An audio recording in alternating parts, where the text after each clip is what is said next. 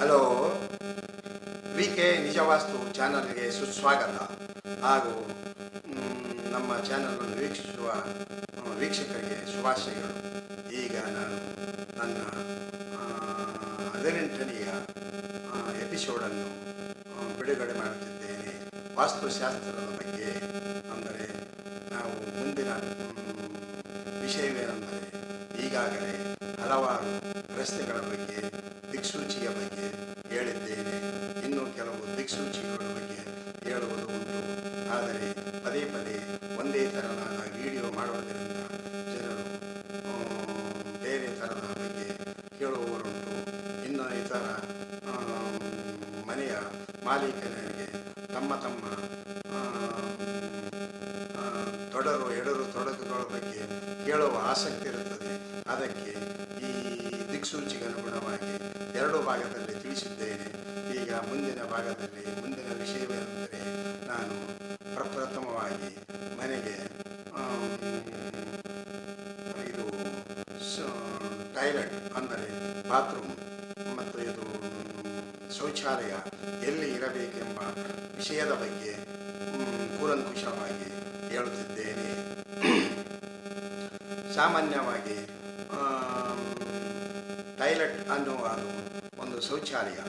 ಅದು ಯಾವಾಗಲೂ ಅದನ್ನು ಬಹಳ ಜಾಗೃತಿಗೆಯಿಂದ ನಿರ್ಮಿಸಿಕೊಳ್ಳಬೇಕು. ಯಾಕೆಂದರೆ ಅದು ಬೇರೆ ಯಾವುದೇ ಸ್ಥಳದಲ್ಲಿ ಮಾಡಿದರೆ ಅದರ ದುಷ್ಪರಿಣಾಮಗಳು ಭಾರಿ ಉಂಟು. ಅದಕ್ಕೆ ಅದು ಮುಖ್ಯವಾಗಿ ಬರುವುದಂತಂದರೆ ವಾಯುದಲ್ಲಿ ಮತ್ತು ಇದು ನೈಋತ್ಯದಲ್ಲಿ ಬರುತ್ತದೆ ಹಾಗೂ ಪೂರ್ವ ಆಗ್ನೇಯ ಭಾಗದಲ್ಲಿ ಬರುತ್ತದೆ. ಆದರೆ ಈಶಾನ್ಯದಲ್ಲಿ ಮಾತ್ರ ಅದು ಎಂದು ಯಾವತ್ತೂ ಶೌಚಾಲಯವನ್ನು ರೂಮನ್ನು ಕಟ್ಟಬಾರದು. ಹಾಗೂ ಅದೇ ರೀತಿ ಆ ಶೌಚಾಲಯದ ಗುಂಡಿಯು ಅಂದರೆ ಸೆಪ್ಟಿಕ್ ಟ್ಯಾಂಕ್ ಅನ್ನು ಬಹಳ ಜಾಗೃತಿಯಿಂದ ತಾವು ಎಲ್ಲಿ ಮಾಡಬೇಕು, ಎಲ್ಲಿ ತೋಡಬೇಕು, ಗುಂಡಿ ಯಾವ ರೀತಿಯಾಗಿ ಬರಬೇಕು, ಯಾವ ಭಾಗದಲ್ಲಿ ಬಂದರೆ ಆ ಶೌಚಾಲಯ ಗುಂಡಿಯಲ್ಲಿರಬೇಕು, ಶೌಚಾಲಯದ ರೂಮು ಹೇಗಿರಬೇಕು ಎಂಬ ಸವಿಸ್ತಾರವಾದ ಬಗ್ಗೆ ನಾನು ತಮಗೆ ಮಾಹಿತಿಯನ್ನು ಹೇಳುತ್ತೇನೆ. ಈಗಾಗಲೇ ತಮಗೆ ನಾನು ತಿಳಿಸುವುದೇನೆಂದರೆ, ಇಡೀ ಕರುನಾಡಿನ ತುಂಬ ನೋಡಿದ್ದೇನೆ. ಕೆಲವೊಬ್ಬರು ತಮ್ಮ ಶೌಚಾಲಯಗಳನ್ನು ಸರಿಯಾದ ದಿಕ್ಕಿನಲ್ಲಿ ಕಟ್ಟದೆ ವಿರುದ್ಧ ದಿಕ್ಕಿಗಾಗಿ ಕಟ್ಟಿ ಅದೆಷ್ಟು ತಾಪತ್ರಯಗಳು, ಸಂಕಟಗಳು ಮನೆಯಲ್ಲಿ ದಂಪತಿಗಳು, ಮಕ್ಕಳು, ವೃದ್ಧರು ಅದೆಷ್ಟು ಅನಾರೋಗ್ಯಕ್ಕೆ ಈಡಾಗಿ ತೊಂದರೆಯು ಅನುಭವಿಸುತ್ತಿದ್ದಾರೆ. ಅದಕ್ಕೆ ನಾನು ಸಮಾಜದ ಬಗ್ಗೆ ಒಂದು ಕೊಡುಗೆಯನ್ನು ಕೊಡಬೇಕೆಂದು ನನ್ನ ಮನಸ್ಸು ಅನಿಸುತ್ತದೆ. ಅದಕ್ಕೆ ನಾನು ಈ ವಿಡಿಯೋವನ್ನು ಟಾಯ್ಲೆಟ್ನ ಬಗ್ಗೆ ಸವಿಸ್ತಾರವಾಗಿ ಹೇಳುತ್ತೇನೆ. ನಾವು ಆದಷ್ಟು ಮಟ್ಟಿಗೆ ಜಾಗೃತಿಯಿಂದ ಶೌಚಾಲಯವನ್ನು ನೋಡಿಕೊಂಡು ಕಟ್ಟಬೇಕೆಂದು ತಮ್ಮಲ್ಲಿ ವಿನಂತಿ. ಸರಿ, ನಾನು 3 ದಿಕ್ಕಿನಲ್ಲಿ ಹೇಳಿದ್ದೇನೆ. ಏನು? ಶೌಚಾಲಯವನ್ನು ವಾಯುವ್ಯದಲ್ಲಿ, ನೈಋತ್ಯದಲ್ಲಿ ಮತ್ತು ಆಗ್ನೇಯದಲ್ಲಿ, ಈ 2 ಭಾಗದಲ್ಲಿ ಶೌಚಾಲಯವನ್ನು ಕಟ್ಟಲಿಕ್ಕೆ ಬರುತ್ತದೆ. ಆದರೆ ಅದರ ಸೆಪ್ಟಿಕ್ ಟ್ಯಾಂಕ್ ಅಂದರೆ ಡ್ರೈನೇಜನ್ನು ಎಲ್ಲಿ ನಿರ್ಮಾಣ ಮಾಡಬೇಕು ಅಂದರೆ, ನಾನು ಹೇಳುವ ಹಾಗೆ, ಉದಾಹರಣೆಗೆ ನಾವು ವಾಯುದಲ್ಲಿ ಶೌಚಾಲಯವನ್ನು ನಿರ್ಮಾಣ ಮಾಡಿದ್ದಾದರೆ ಅದರ ಸೆಪ್ಟಿಕ್ ಟ್ಯಾಂಕು ಉತ್ತರದ ಅರ್ಧ ಭಾಗದ ಹಿಂದುಗಡೆ ಅಂದರೆ ಪಶ್ಚಿಮ ಭಾಗದಲ್ಲಿ ಶೌಚಾಲಯ ಗುಂಡಿಯನ್ನು ನಿರ್ಮಿಸಬೇಕು. ಅಂದರೆ ಚೆನ್ನಾಗಿ ಕೇಳಿಕೊಳ್ಳಿ, ಉತ್ತರದ ಅರ್ಧ ಭಾಗದಲ್ಲಿ ಮೇಲ್ಭಾಗಕ್ಕೆ 1-2 ಫೀಟು ಆ ಭಾಗದಲ್ಲಿ ಬಿಟ್ಟು, ಅಂದರೆ ಸೆಂಟ್ರ್ ಪಾಯಿಂಟ್ ಬಿಟ್ಟು ಉಳಿದ ಭಾಗದಲ್ಲಿ ನೀವು ಶೌಚಾಲಯದ ಗುಂಡಿಯನ್ನು ನಿರ್ಮಿಸಿಕೊಳ್ಳಬೇಕು. ಅದು ತಪ್ಪದೆ ಮತ್ತೆ ಮನೆಯ ಅರ್ಧ ಭಾಗಕ್ಕಿಂತ ಮುಂದಕ್ಕೆ ಬಂದು ಒಂದು ವೇಳೆ ನೀವು ಶೌಚಾಲಯದ ಗುಂಡಿಯನ್ನು ಕಟ್ಟಿದ್ದರೆ ಅದು ಉತ್ತರ ಈಶಾನ್ಯದ ಭಾಗ ಬರುತ್ತದೆ. ಅದಕ್ಕೆ ಅಲ್ಲಿ ಹಲವಾರು ತೊಂದರೆಗಳುಂಟು. ಆದ್ದರಿಂದ ತಾವು ಡ್ರೈನೇಜ್ ಸೆಪ್ಟಿಕ್ ಟ್ಯಾಂಕ್ ನಿರ್ಮಿಸುವ ಕಾಲಕ್ಕೆ ಬಹಳ ಜಾಗೃತೆಯಿಂದ ಇರಬೇಕು. ಯಾಕೆಂದರೆ ಇದು ಅತ್ಯಂತ ಗಂಭೀರವಾದ ವಿಷಯ. ಎಷ್ಟೋ ಜನರು ತಮ್ಮ ಮನೆಗಳಲ್ಲಿ ಶೌಚಾಲಯವನ್ನು ಕಟ್ಟಿ ಅದರ ಸೆಪ್ಟಿಕ್ ಟ್ಯಾಂಕು ಯಾರಲ್ಲಿ ಬೇಕೆಂದರಲ್ಲಿ ಹೇಗೆ ಬೇಕೆಂದರಾಗಿ ನಿರ್ಮಿಸಿಕೊಂಡು ಅದೆಷ್ಟು ಸಂಕಟ ಪಡುತ್ತಿದ್ದಾರೆ, ಅದೆಷ್ಟು ನೋವು ಅನುಭವಿಸುತ್ತಿದ್ದಾರೆ, ಅದೆಷ್ಟು ರೋಗಿಗಳಾಗಿದ್ದಾರೆ, ಅದೆಷ್ಟು ಜನರು ಆರ್ಥಿಕವಾಗಿ ಹಿಂದುಳಿದಿದ್ದಾರೆ. ಮನೆಯಲ್ಲಿ ಆರೋಗ್ಯ, ದುರ್ಮರಣ, ದುರ್ಬುದ್ಧಿ ಇವೆಲ್ಲ ನಡೆಯುತ್ತವೆ. ಆದರೆ ಅದೇ ರೀತಿ ಹೇಳಬೇಕೆಂದರೆ ನಾನು ಶೌಚಾಲಯವನ್ನು ತಾವು ನಿರ್ಮಿಸುವ ಕಾಲಕ್ಕೆ ಬಹಳ ಜಾಗ್ರತೆಯಿಂದಿರಬೇಕು. ಯಾವುದೇ ಕಾಲಕ್ಕೂ ಉತ್ತರ ಭಾಗದಲ್ಲಿ ಶೌಚಾಲಯವನ್ನು ಕಟ್ಟುವ ಕಾಲಕ್ಕೆ ತಾವು ಮನೆಯ ಗೋಡೆಗೆ ಅಂಟಿದಂತೆ ಅದನ್ನು ಎಂದೂ ನಿರ್ಮಿಸಬಾರದು. ಹಾಗೂ ಅದೇ ಶೌಚಾಲಯವನ್ನು ತಮ್ಮ ಮುಂದಿನ ಕಂಪೌಂಡ್ ಗೋಡೆಗೆ, ಅಂದರೆ ಉತ್ತರ ಭಾಗದ ಗೋಡೆಗೆ ಯಾವತ್ತೂ ತಾಕಬಾರದು. ಮುಂದಿನ ಮನೆಗೂ ತಾಕಬಾರದು ಮತ್ತು ಕಂಪೌಂಡಿಗೆ ತಾಕಬಾರದು. ಹಾಗೂ ಅದು ಆ ಮೂಲೆಯಲ್ಲಿ ನಾವು ಶೌಚಾಲಯವನ್ನು ನಿರ್ಮಿಸುವ ಕಾಲಕ್ಕೆ ತಾವು ಬಹಳ ಜಾಗ್ರತೆಯಿಂದ ತಾವು ಅದನ್ನು ಶೌಚಾಲಯವನ್ನು ನಿರ್ಮಿಸಿಕೊಳ್ಳಬೇಕು. ಒಂದು ವೇಳೆ ನಾವು ಉತ್ತರ ವಾಯು ಭಾಗದಲ್ಲಿ ಶೌಚಾಲಯವನ್ನು ನಿರ್ಮಿಸಿದರೆ ಉತ್ತರದ ಭಾಗದ ಕಂಪೌಂಡ್ ಗೋಡೆಗೆ ಎಂದೂ ತಾಗಬಾರದು. ಇತ್ತ ಮನೆಯಲ್ಲಿ ಉತ್ತರದ ವಾಯು ಭಾಗಕ್ಕೆ ಎಂದೂ ತಾಗಬಾರದು. ಇದು ಬಹಳ ಎಚ್ಚರ ವಹಿಸಿ ನೋಡಿಕೊಳ್ಳಬೇಕು. ಅದೇ ರೀತಿ ಮನೆಯ ಗೋಡೆ ಬಾರು, ಅಂದರೆ ಮನೆಯಕ್ಕೆ ದಾರವನ್ನು ಹಿಂದಿನಿಂದ ದಕ್ಷಿಣ ಭಾಗದಿಂದ ದಾರವನ್ನು ಹಿಡಿದರೆ ಸೀದಾ ಅದರ ನೇರಕ್ಕೆ ಇರಬೇಕು. ಅಥವಾ ಹಿಂದಕ್ಕೆ ಇದ್ದರೆ, ಅಂದರೆ ಪಶ್ಚಿಮದ ಭಾಗಕ್ಕಿದ್ದರೆ ಗೋಡೆಗೆ, ನಮ್ಮ ಮನೆಯ ಗೋಡೆ ಬಾರಿಗೆ ಬರಬಾರದು. ಯಾವಾಗಲೂ ಅದು ಹಿಂದವಾದರೂ ಇರಬೇಕು ಅಥವಾ ಗೋಡೆ ಬಾರಿಗೆ, ಅಂದರೆ ಗೋಡೆಗೆ ದಾರ ಹಾಕಿದರೆ ಆ ಗೋಡೆಯ ಸೀದಾ ದಾರಕ್ಕೆ ಆ ಶೌಚಾಲಯವನ್ನು ಸರಿಯಾಗಿ ನಿರ್ಮಿಸಿಕೊಳ್ಳಬೇಕು. ಇದು ಬಹಳ ಬಹಳ ಎಚ್ಚರಿಕೆ.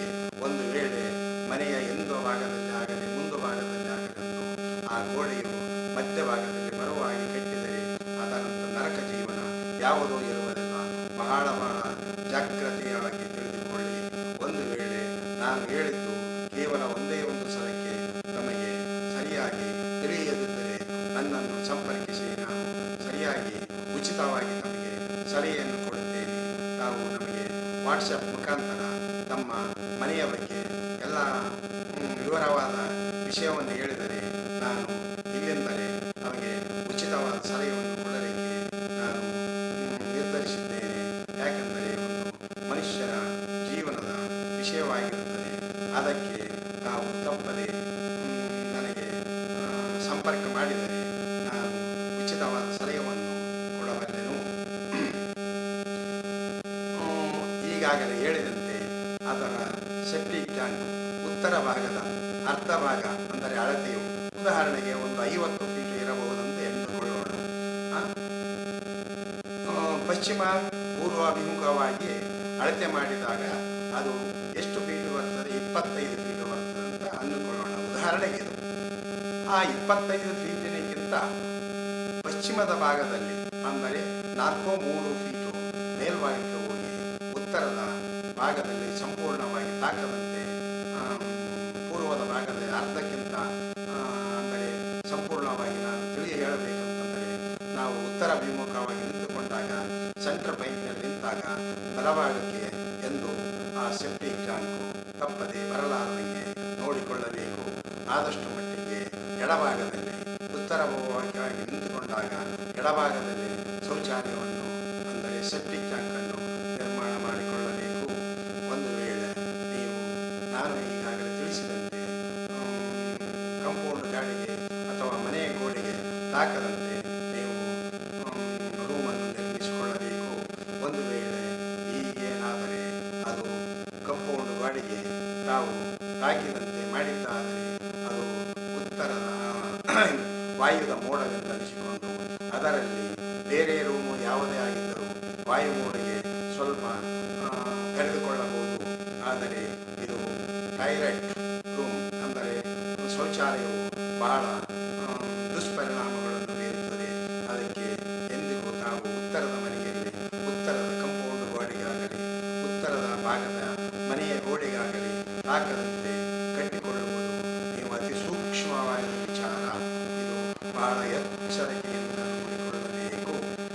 ಅದೇ ರೀತಿಯಾಗಿ ಈಗ ನಾನು ಉತ್ತರದ ಬಲಭಾಗದಲ್ಲಿ ಈಶಾನ್ಯ ಭಾಗದಲ್ಲಿ ಬರುತ್ತಿದ್ದಲ್ಲ, ಅದು ಯಾವತ್ತಿಗೂ ಪವಿತ್ರವಾದ ಸ್ಥಳ. ಆ ಪವಿತ್ರವಾದ ಸ್ಥಳದಲ್ಲಿ ನೀವು ಯಾವುದೇ ರೂಮ್ ಆಗಲಿ ಅಥವಾ ಯಾವುದೇ ಡ್ರೈನೇಜ್ ಗುಂಡಿ ಆಗಲಿ ಇದು ಯಾವುದೇ ಥರದ ಭಾಗದಲ್ಲಿ ಬರಬಾರದು. ಯಾಕಂದರೆ ಅಲ್ಲಿ ಬೇಕಾದರೆ ನೀರಿನ ಸಂಪು, ಬೋರ್ವೆಲ್ಲು ಈ ಥರದ ಒಳ್ಳೆಯ ಪವಿತ್ರವಾದ ನೀರು ಇದ್ದರೆ ಪರವಾಗಿಲ್ಲ. ಅಲ್ಲಿ ಉತ್ತರಕ್ಕೆ ಬಲಭಾಗದಲ್ಲಿ ಈಶಾನ್ಯಕ್ಕೆ ಎಂದು ಈ ಲ್ಯಾಟ್ರಿನ್ ಶೌಚಾಲಯ ಅನ್ನುತ್ತಾರಲ್ಲ, ಶೌಚಾಲಯ ಗುಂಡಿ ಆಗಲಿ ಯಾವತ್ತೂ ಬರಲಾರದಂಗೆ ನೋಡಿಕೊಳ್ಳಿ. ಅದು ಎಷ್ಟೋ ಮನೆಗಳಲ್ಲಿ ಈಶಾನ್ಯ ಭಾಗದಲ್ಲಿ ಶೌಚಾಲಯಗಳನ್ನು ಕಟ್ಟಿದ್ದಾರೆ.